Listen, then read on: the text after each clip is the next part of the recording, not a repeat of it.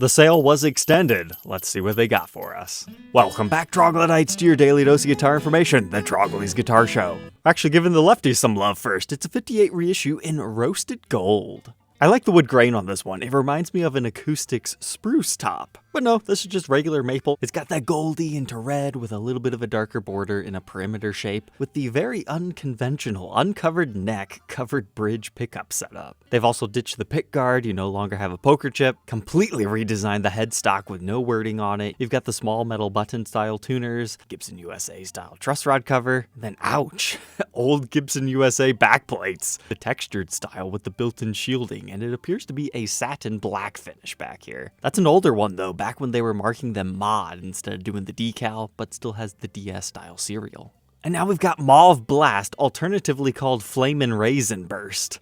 I think we've seen this one before. I at least remember the raisin finish color, but it more so reminds me of a plum. They've got the dark exterior with a reddish interior, depending on the species and ripeness. But this thing's gorgeous. Nice flame top, the cream plastics pop everything. Has a very stripped down headstock like the last one, but the fret wire seems really skinny on that model. And then our back is also satin, appears to be a dark purple with the Moto back plates, and then the neck is a satin natural. This one being stamped mod and number 200. But whoa, check out Cosmic Confetti. If you've been looking for that right Flying V custom that's a little bit more out there than the rest, I think that might be a good option. Appears to be more of a blue color, but within the glitter coat, it's got some green, maybe some silver, I see some reds. And a bit of yellow in there too. Contrasts beautifully against the uncovered pickups and black plastics. Here's a slightly more up-close look at it. You can see there is a blemish in the clear coat. But did they do the matching headstock? No, but they did black out your truss rod cover, which shifts all your focus onto the custom insignia. Then the back is pretty much just more of the same, but this one was number 199.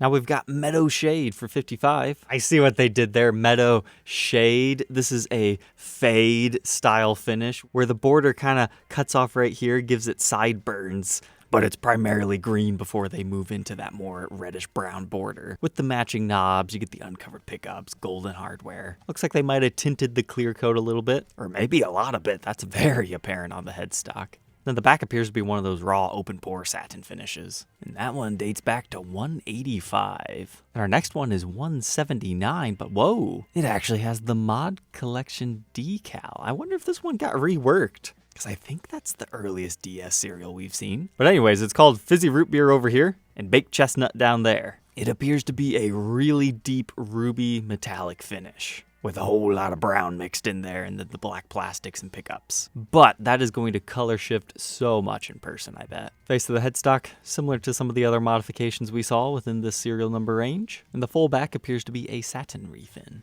But if you like that Flying V, you're going to love this one. Fool's Gold Sparkle on a 57 reissue custom. Biggest difference on one of those is the fact that you have a all mahogany body, which includes the top being carved out of it. So no maple on this one, but they cover that over in a crazy, ridiculous out there golden sparkly finish. You get the gold hardware. They even threw the nylon saddles on there for some reason. It's like they left that one relatively alone outside of the truss rod cover.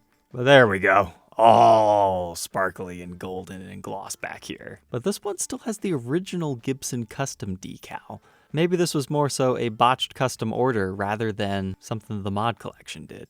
And now we have Metallic Magenta. It's pink with black plastics. Not much more to say about that one, except for maybe a very slightly tinted clear coat in that lavender hue. Like you can tell that Les Paul model silkscreen, it's normally piercing gold, but even that has a little bit of purple to it. And I'm betting we're going to see it along the back because the tuners are definitely reflecting the finish right there too. If you like this color, you're gonna love this model. But easily my favorite one this week is Scotch Rocks Maple. I could be wrong on this, but this is the first time I remember the Mod Collection having a maple fretboarded Les Paul custom. A, because you just don't see them all that often. It's not currently offered as a stock option, so you have to wait for a dealer to run them, and then some sort of a blemish has to occur that it goes to the Mod Collection guys to have fun. They complemented that board perfectly. Nice and pale on the fretboard, but you have a finish that complements that beautifully. They didn't go too heavy on the edges, just enough to give you a different flavor. Covered neck pickup, uncovered bridge, witch hat style knobs, and so much wood grain. It reminds me a lot of this 2019 Gibson NAMM Show display piece. just without the maple fretboard. I almost feel like they could have just got away with doing a regular Hollywood veneer and not having the black over top of it. But you can also say that the peg head matches like the pickups and plastics. But they didn't change anything up here. But then in a twist of events, they actually have a darker stained back for Demo Shop serial number 255. They definitely knew what they had there. They priced it high, $7,000, and it sold.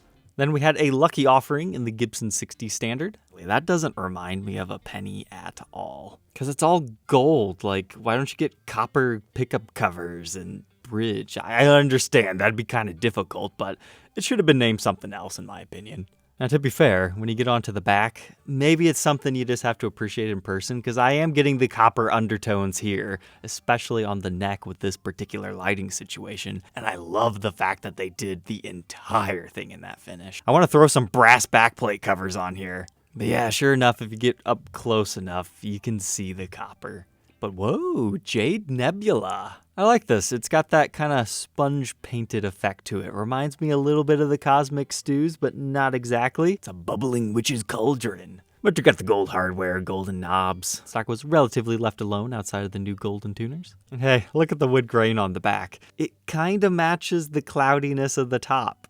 I wonder if that was the inspiration for that. But beautiful natural back and sides.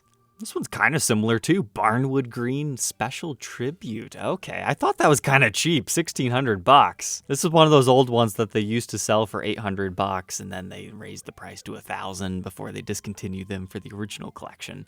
It has hints of flavor of like the old Silver Fox finish when it ages, but just a little bit different. So green in the grain fill, but primarily yellowish for the rest. I don't love it, but as a limited edition, I dig it. Headstock, they left that one alone. Moving on to the back, looks like they give it a satin black finish. But oh, okay, they did the body the same coloring. Kind of wish they would have did it on the neck. But the reason they didn't is this is a maple neck variety Les Paul, and it just wouldn't have looked the same due to the wood grain variances. But now we've got Tyrian Shadow. This one's similar to that Raisin one, but maybe just a little bit darker. You've got the Dirty Fingers pickups in there, witch hat knobs. That's certainly looking good. But then when you flip it over, it's just kind of a rustic natural, moto backplates for some reason. The headstock nearly appears to have a bluish tint to it, but I think that's just the particular mother of pearl that they used here. And hey, they threw locking tuners on it for fun.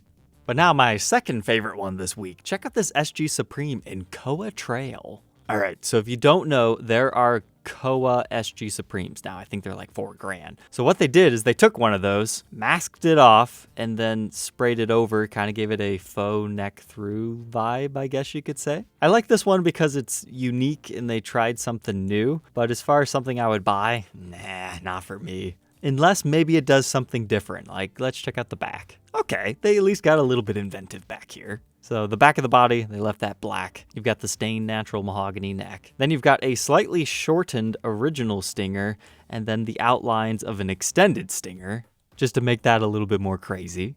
But it looks like we got a new nut on that one, and then they put new tuner tips. Oh, and nice, upgrade you to a custom shop case. And are charging you about a $600 premium. Whoa, I'm wrong. They're trying to throw you off the trail. It's a mahogany body? I wonder if that's mislisted, because that looks closer to Koa wood grain to me. But feel free to leave your comments down below. Now let's see what the EU had in store for us. We had a 59 reissue in Bullion Burst. So you've got a silver, it goes into gold, kind of a reddish, and then your dark border. But whoa, what happened up there? Not entirely too sure. It could be just the finish is really reflective, and the fact that it bunched up there along the neck reflects off the top. But that sure does look strange at that photo angle. But it continues on our theme of this week, stripping the headstock down. And it looks like we've got a very darkly stained back, all gloss finish though. A little bit cheaper, we got Baked Martini on a 70s Flying V. That's a new chrome pickguard, or it could be one of the Guitar Center exclusive mirror Flying Vs. But then you've got your metal knurled knobs, and the color of the finish is kind of indeterminate at this photo angle. I mean, when you go to the back, it appears to be green. It looks like we also have a stinger on the neck, because those finishes just look so similar. And this is one of the few times where the candid shots don't really help us a lot either, but I think the whole thing's like a really dark green color. Yeah, there we go. Here's some good shots of it.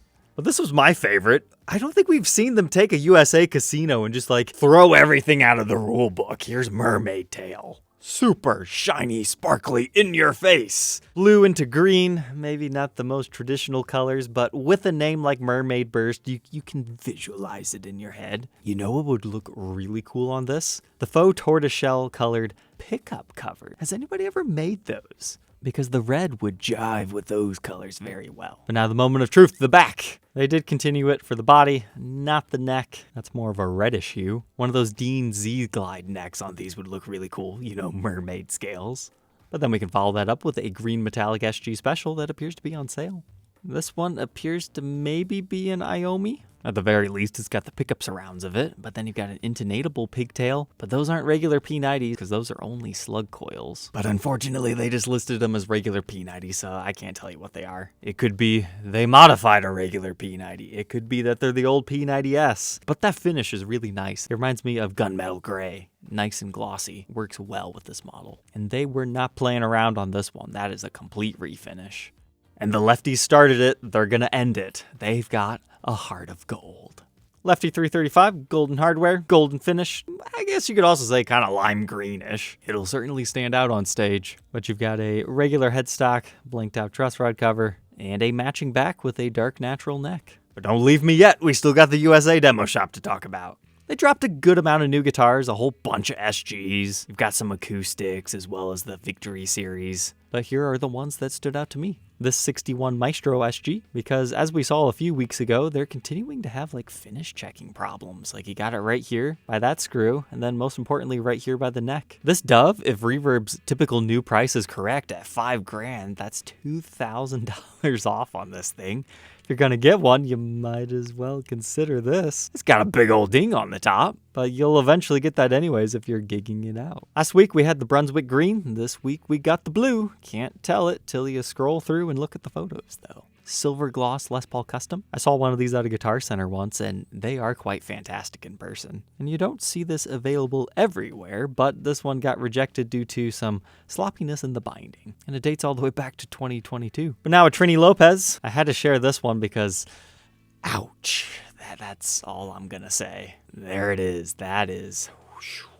And then to round things out, we had two more Epiphone prototypes of the 59 Les Paul. I'm kind of kicking myself for not buying that last one we talked about in the previous week's offerings, because generally speaking, Epiphones are not collectible guitars. Now, there are a few ones, like artist signature ones, that could become historically significant in the future, as well as things that change the company in a vast way. And that's exactly what these Epiphone 59s did, because it introduced the Gibson open book headstock style onto it. So to have a registered prototype of one of these, and the fact that they're blowing them out for $300 at a retail, it seems like a no-brainer if you just want to hold on to something that's like not too overly expensive, just to have something special that could one day pique a collector's interest within the Epiphone branding, because they keep pumping Epis up. But here is the other one in a Royal T-Burst. All right, Troglodytes, I hope you enjoyed this week's recap. Do not forget to like, comment, and subscribe, and we'll catch you tomorrow on the next one. Take care.